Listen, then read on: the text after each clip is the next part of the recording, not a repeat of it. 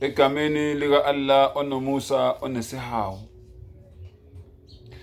Ngivulela incwadi kaExodus 20 kuverse 13 lapho umdali ethi ungabulali.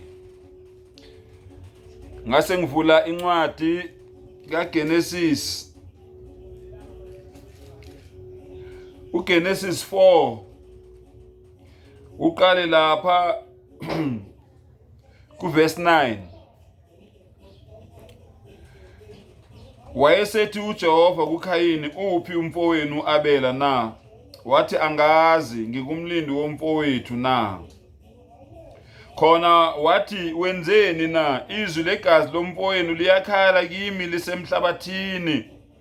Usuqalekisiwe emhlabathini ovulile umlomo wawo ukwamukela igazi lomfowenu esandleni sakho. Uma ulima umhlabathi awusayi kunika isithelo sawo, wena uyakuba ngumhambuma nozulane emhlabeni. Bafowethu, umbulali uqalekiswa amahlandla amathathu noma izigaba ezintathu. La sikhuluma ngombulali oqalekiswa esemhlabeni, uphenduka uzulane aphandike umhambuma, athuke izanya, athuke kungena lutho, aphiliswe kwenyoni. Ngoba wenzeni?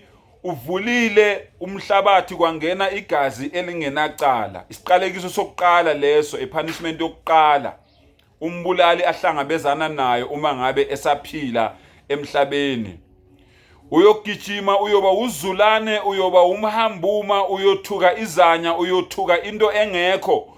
Uyobona ngathi abantu bayakubona ukuthi umbulali ngoba vele umbulali ongenanembeza. Isiqalekiso sakho sokuqala siqala lapho. Isiqalekiso sesibili ukuthi wena mangabe ufika ethuneni, vula incwadi kaLuka 16. Vula incwadi kaLuka 16 uzwe ukuthi kuthiwani ngawe. Incwadi kaLuka 16 uzwe ukuthi kuthiwani ngawe, wena mbulali ongenanembeza. Isiqalekiso sakho leso sesingaki? Isiqalekiso sakho sesibili. Verse 24 kuthiwa uyomemeza uthi, ngihawukele, uthumele uLazaru agxobhoze isihloko somune wakhe emanzini, aphozise ulimi lwami ngokuba ngiyahlushwa kuleli langa. Isijeziso sakho, isiqalekiso sakho sesibili, wena ulindwe yithuna, ulilwe umlilo obhebhethikayo, ongapholi noma ongabandi noma ongacishi ethuneni. Isiqalekiso sakho sesibili, wena uyoshiswa wena mangabe ufika ethuneni, ngoba wena uwamukela izimali, uthengwa ukuthi uhambe uyobulala abantu. Uwamukela izimali ukuthi uthenge wena uhambe uyohlukumeza abantu, ubashayise ngey'troke wena mthakathindini. Wenze zonke lezinto lezi eziphume endleleni ezimpilweni zabantu. Isiqalekiso sakho sesibili, wena ulindwe yithuna. Isiqalekiso sakho sesithathu ukuthi loyo muntu loyo uNkulunkulu amdalile wambeka emhlabeni, wathi lo muntu lo uzophila 120 years. Wena lo muntu lo uma ngabe eneminyaka ewu40, ngesandla sakho wena uyayifinyeza impilo yakhe, uhlukanisa umphefumulo nenyama yakhe.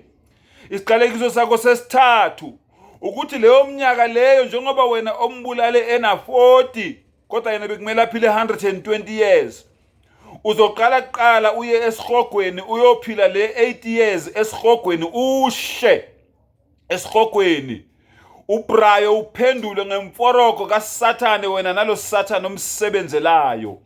Nishe nobabili, uSathane akuhleke athi wawungilalelelani, khona manje nami ngiyasha ngisha nawe.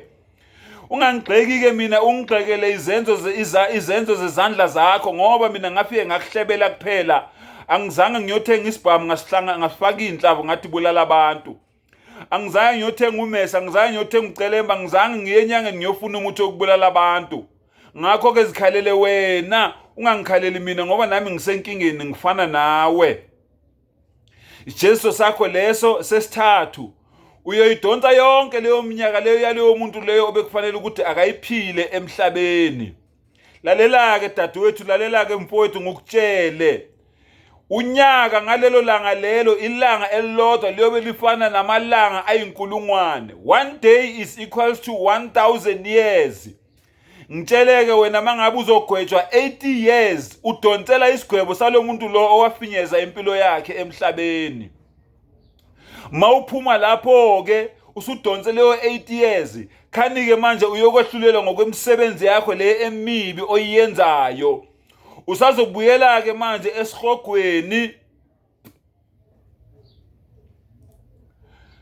Fadhuqu falan nazidakum illa adhaba. Uthi umdali nambitha isijeziso sakho, nambitha bumnandi basesihogweni. Uzwe isijeziso sakho ukuthi kumnandi kanjani esihogweni ngenxa yabantu laba bakade babulala bengenacala bengenzanga lutho. Uma uthi ucela amanzi esihogweni unikeze ubovu obugcwele imichamo yezilwane obubilayo, ubovu lobo buphuma esilondeni. Uma uthi ucela ukudla unikeze ukudla okubolile incuba ehlangene nezihlahla einameva. Kuthiwa yidla naku ukudla kwakho ugwinye kufike kuhlabe esiswini uphuze ubovu obubolile obubilayo, ngoba wena vele awudeserve ukuphila kamnandi, ngoba nawe wahlukumeza abantu emhlabeni, waphilisa abantu kabuhlungu emhlabeni. Lalela ke mbulali, ijeziso zakho zine.